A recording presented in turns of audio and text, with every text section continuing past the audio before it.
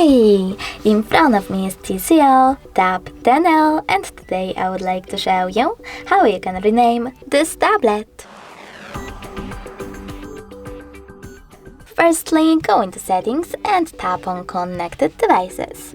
After that, you need to select Pair New Device and click on Device Name.